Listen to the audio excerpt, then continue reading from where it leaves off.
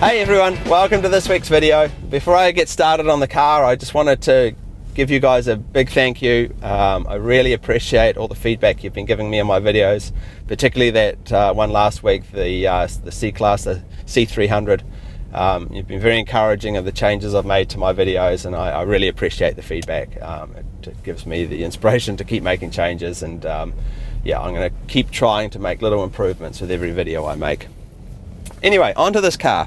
What is this car? Well, this is a BMW 328 XI or iX, and the reason I'm reviewing this today is it's a bit of a companion video to the video I did last week of the C-Class, in that I wanted to get a car that is as close as possible in the BMW range to that C-Class, to give you guys a bit of a comparison. I think most people were really happy to see that C-Class video and could appreciate that, you know, it's a new model and that it is doing, and Mercedes are really putting an effort into making their cars better, and it's one of the best and big improvements to the Mercedes range that I've seen in a long time. I honestly believe they've done a good job. And that doesn't take anything away from BMWs and Audis and all the other brands. And I think that's what some people interpreted that video as is that I'm changing alliances, I'm becoming a Mercedes fan, and how could someone that owns a BMW say anything negative at all about a BMW? What a traitor I was. I'm going to get thrown off BMW Island. But that's not the case at all. I'm just trying to give my honest opinion. And so what I've done is I've gone to my dealer and I've grabbed a car that is as close as I could get to that C-Class that I reviewed last week. So what have I got? I've got a 2015 328 iX, so it's a four-wheel drive, just like that C-Class was. It's got the same engine. It's got the 2-litre turbocharged 240 horsepower engine, obviously not the same engine as the BMW version. It's got the premium package, which gives you the keyless entry like the C-Class had, the moonroof, lumbar support, satellite radio. It's got the cold weather package, so you get the heated seats, heated steering wheel.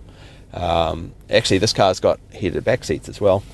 And I don't think the Merc had the heated steering wheel either. It's also got the satellite navigation. It's also black, like that car was, and it even has the dark walnut interior like that car had, so pretty close. Not completely the same, of course. This car has leather in it, whereas that car had leatherette.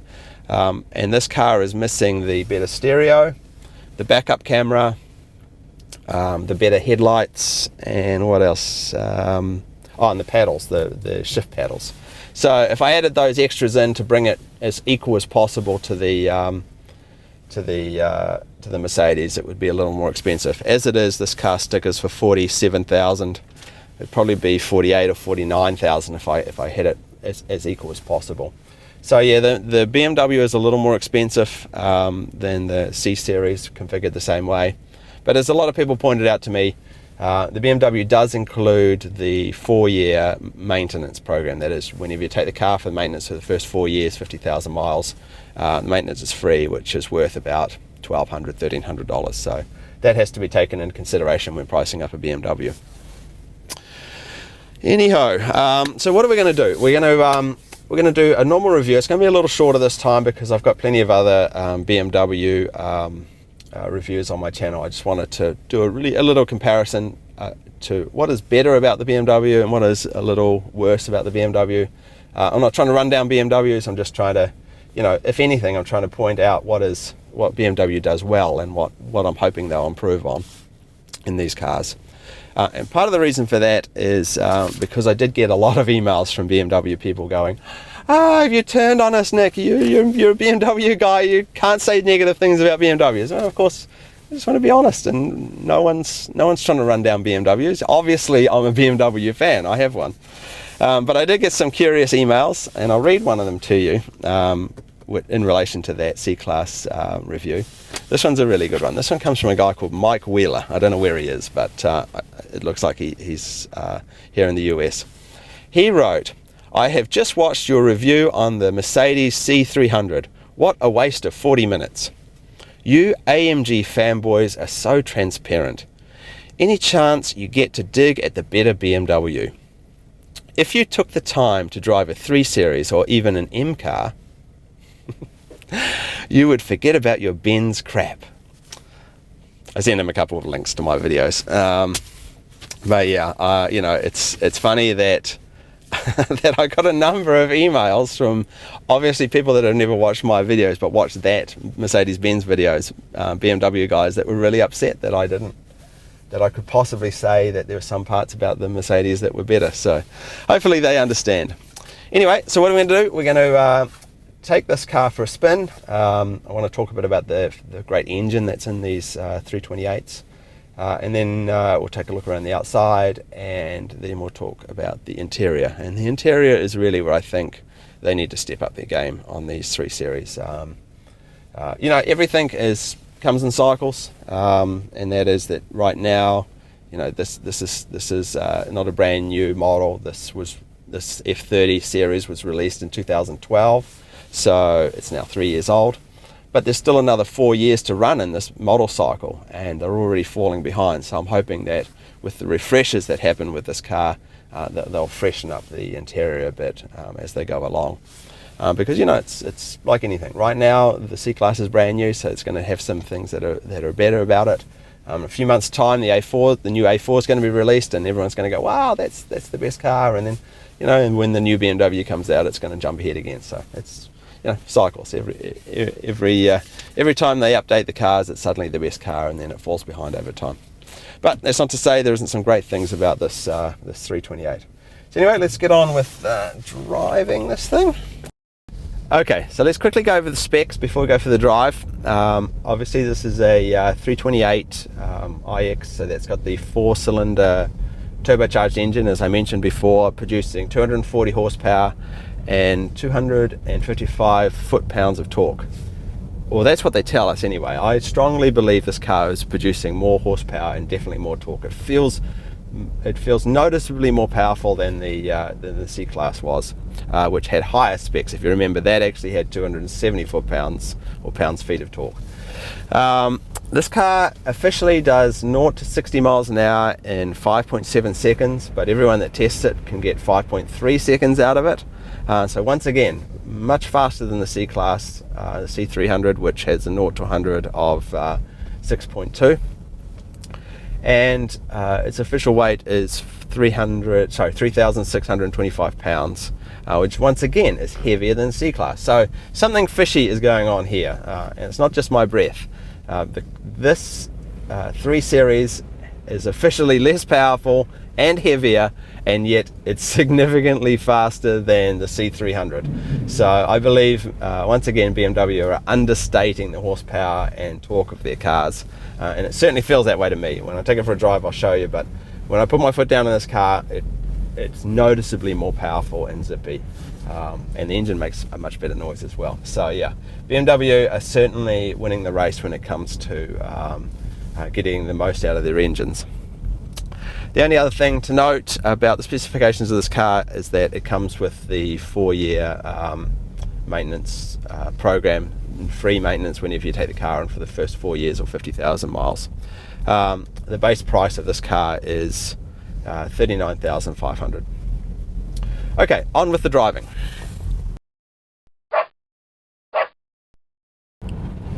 Okay, here we are going for a drive. We're going to go for a drive on the highway. But before we jump on the highway, there's a couple of things I wanted to talk about. The first one being the engine in this car. Something about the engine in this car, it's producing so much more power. You're right back there, Albert. It's producing so much more power than they claim, I think, because obviously in the specs, it's showing less power than the C300, yet it's so much faster, and it feels noticeably faster. You know, I put my foot down, this car leaps away. So yeah, the engine's producing a lot more power than they claim, and it sounds so much better. Big kudos to BMW for producing such a great sounding 4-cylinder engine. It really gives a throaty sound. I think it sounds pretty good from the outside as well. I'll try and capture an outside clip as well. But yeah, here we are. We're about to jump on the highway. The second thing I wanted to mention was the 8-speed gearbox. This is a sweet gearbox. You know, I think 8 speeds is the perfect amount of cogs, and you'll see when I jump on here, roll down the highway here. In fact, as you can see, it really moves noticeably faster than the C300, which is lighter and supposedly more powerful. This car really rockets along for a 2-litre turbo. So yeah, BMW are definitely doing something fishy with the engine, and I say good on them. I'm always happy to have more power than claimed, and it's obvious in this car that that's what's going on, and great sound. As for the transmission, just like other cars in this class, there's a little button down here which allows you to drive in a more economical manner or a more sporty manner, and that once again just changes the throttle response and the way the gears change. If I change it into economy mode, you get the little blue economy mode down there, and it suddenly feels very sluggish, and it's always changing right up to that 8th gear as quickly as possible. And even when I put my foot almost all the way to the floor, it doesn't change down very many gears. So if I put it back into comfort, which is the grey colour, it's back to regular driving, and it can be quite sporty.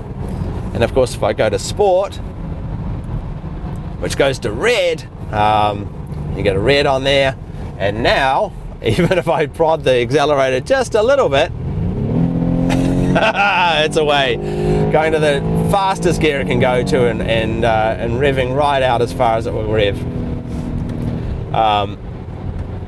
So yeah, some big differences between those modes, just like in other cars of this class. So yeah, great transmission, great engine. I do have some criticisms, however. The first criticism being the steering. While the steering is still precise and pretty light, I think it could do with a little bit more feel to it. It still feels a little numb to me for a BMW. You know, I have pretty high standards for BMWs, and all the 3 Series, or the older 3 Series that I've driven, I've always been really impressed with the steering. This is the first one that, while it's okay, I think they could improve the feel of the road back through the steering. It's there, but it's a little numb. And the second criticism I have is some of the handling, and more specifically the handling, the roll of the body, or the body roll. I don't want to alarm my other highway users here, but you watch, if I do a little bit of a steering maneuver, you see just how much body roll there is in this car. It's not an alarming amount, but it's more than I would consider normal in a sporting saloon like this. So I think BMW need to tighten that up a little bit in their future cars. It's not terrible, but you know, every time I've driven a 3 Series, I've been a bit, how come there's so much body roll in this car? And maybe some of it's down to the wheels as well. But yeah, it could do with just a little tightening up. It's still a good handling car. It's just, after driving that C300 last week, which had far less body roll and felt light and nimble, I kind of have a high standard for BMWs, and I expect them to be just as good. And this car just a little bit off when it comes to some of its handling, but otherwise good. The brakes are pretty good. Engine's fantastic, transmission's fantastic, and still a light, nimble car to drive.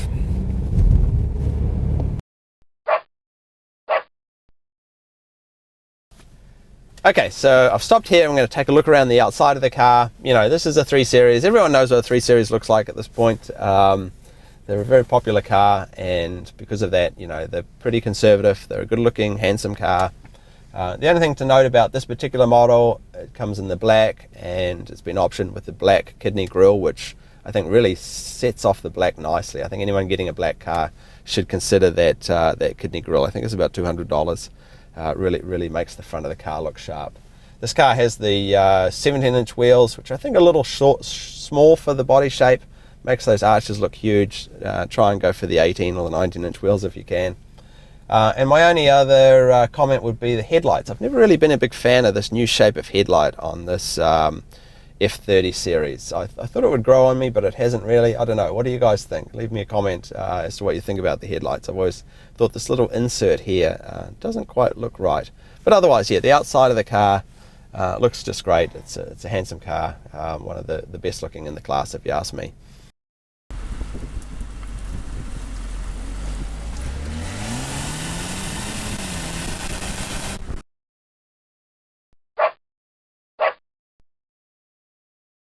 Okay, so let's have a poke around on the inside.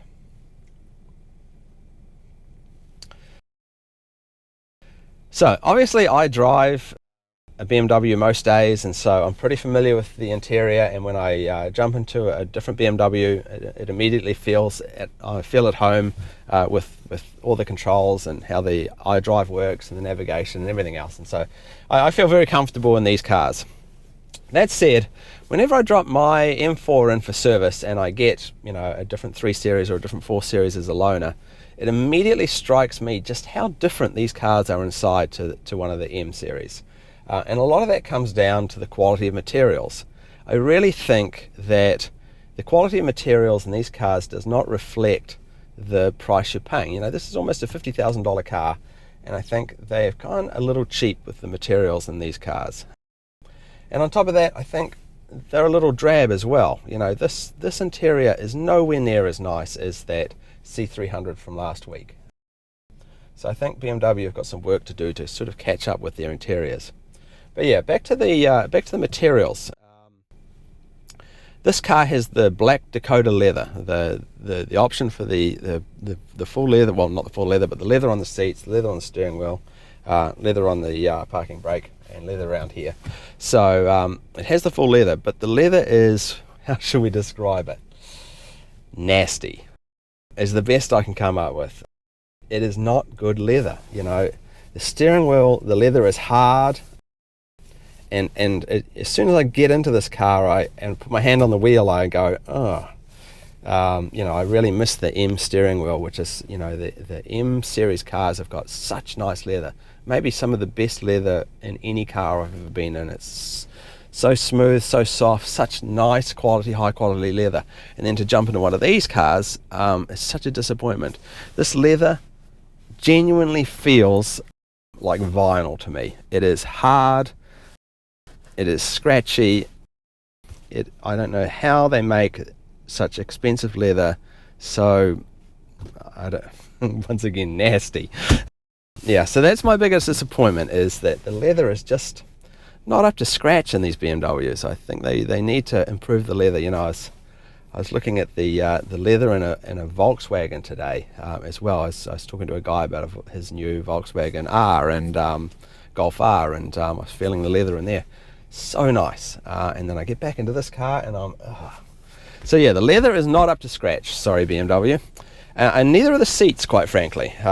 This is a supporting saloon, and these seats are hard and give very little support. So seats are also something that's a bit of a disappointment in this car. But that's the bad news. There's a lot of good news as well. If we have a quick tour of the car, the switchgear is all nice and functional. It's nothing special. It's black plastic.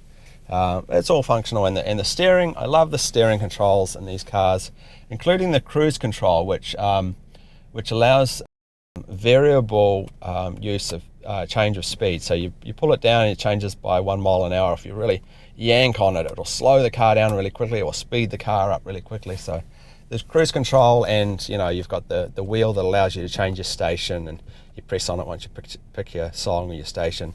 So the controls are all really nicely laid out, and of course you've got the standard BMW dash display, which is handsome and nice and easy to read. No complaints there. Down here is the gear lever, and I wish they had this gear lever in the M series, to be honest. Just pressing a button to go into park, I love it, and it's nice and functional. You press the unlock and you move it down to drive, and then if you want to drive it in manual mode, you just push it across and you can push it up and down and it changes gears. So yeah, it's pretty straightforward, but works really well. Up into the center console, the switch gear is nice. I love having 8 preset buttons, and you can preset these buttons not just to radio stations but to anything you like. You can preset the buttons to be a navigation point. You can set them to be a satellite radio, anything you like, anything you use all the time. You can set onto one of these buttons.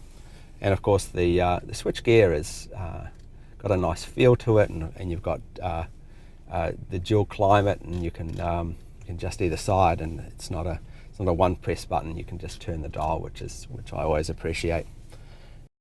And of course up here is the navigation, and you know, I love the BMW navigation. I think I mentioned before, it's I think one of the best in the class at the moment, or best in any car. You know, it's really a nice system to use. It's got a lot of detail, and this new iDrive is, you know, I've gotten used to it and I really love it.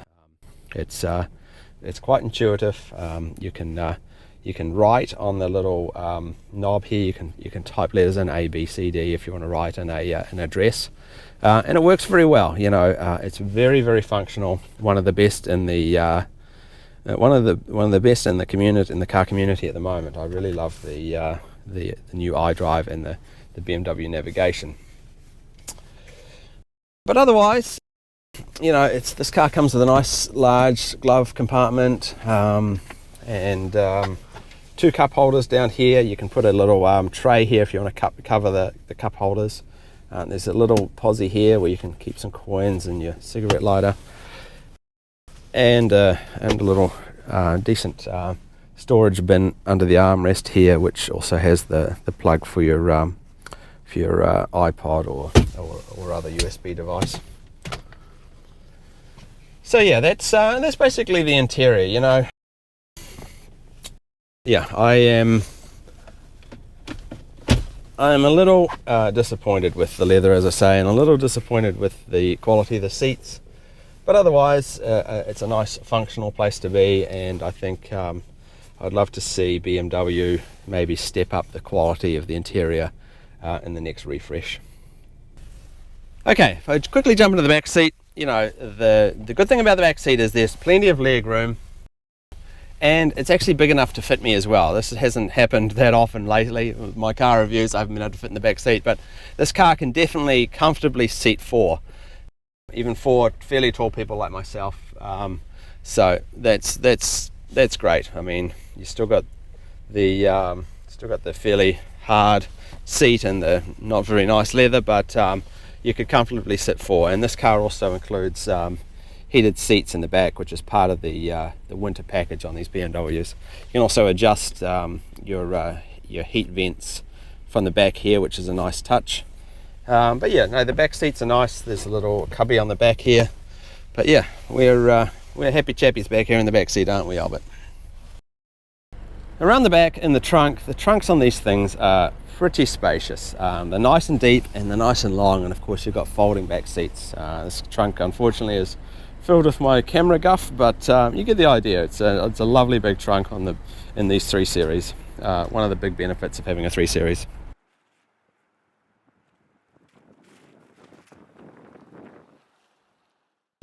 Okay, so what are my conclusions about the little 328iX? Well, you know, overall it's a great car. There's a couple of shortcomings, but that's to be expected from any car. And I think people that are looking for me just to wax lyrical about how wonderful BMWs are every time I drive a BMW, you know, I have to be honest about it. And right now there are some shortcomings with these 3 Series. You know, there's always good and bad, and I hope that BMW will address some of the shortcomings and some of their refreshers before they completely replace the 3 Series again. So what are the good things? Well, the good thing is obviously the engine. It's a very strong engine that sounds great and is clearly performing a lot better than the specifications would lead you to believe. So there's something going on with that engine that makes it more powerful than they claim it to be. And overall, you know, the performance and handling of these 3 Series, well, I think they need a little bit of improvement. It's still very strong and equal to that of its German competitors and a lot of the Japanese competitors. So, you know, it is still a strong handling car. The iDrive and navigation system continues to be outstanding, perhaps even best in class at this time. You know, it wasn't just a few years ago that iDrive was the laughing stock and it just annoyed me. You know, my old 2008 BMW, God, that iDrive drove me nuts. But the new iDrive and the new navigation is just superb, and leagues ahead of the C-Class that I drove last week. Yeah, it's a really nice system. Styling overall is pretty good on the 3 Series. A few little things I'd like them to change, but it's a handsome car. There's certainly nothing wrong with the styling in the 3 Series. They keep it pretty conservative. And of course, this car comfortably seats 4 adults. 4 adults, even my size, and very few cars in this size can do that. So I could comfortably sit in the back seat of this car, no problem at all, and it has a very large trunk as well. So spacious and roomy is another big benefit to the 3 Series. Where are we lacking? Well, as I said while I was driving the car, I still feel that the steering lacks as much feel as it could have, and there's a little too much body roll. The car handles well, but I think they could just tweak it a little bit, make it a little bit better. My biggest gripe really is the bland interior. I think BMW have really started to fall behind on the interiors. Even when this car was brand new, I thought, the interior could have been a little more flashy. So I hope they jazz up the interior in the next refresh. And the leather and the seats are frankly below standard. As I said when I did the interior, this leather is pretty bad. I don't know what type of cow this came from, but it was clearly on a lot of drugs. So that poor hard-skinned, over-tanned cow has been moved into BMWs, and I really think if you're paying all this money for leather, you should have leather that feels less like vinyl. And of course, another complaint is the price. At the moment, for whatever reason, BMWs, when you spec them up the same way as Audis and the Mercedes, and obviously all the other brands, the Japanese brands, the BMWs are coming out as the most costly car, even when you take into consideration that 4 years of free maintenance. So I think BMW need to adjust their pricing a little bit in line with the other Germans. But overall, great car. I can understand why they continue to be so popular. It's the 3 Series continues to be, if not the market leader in the class, pretty close to the top.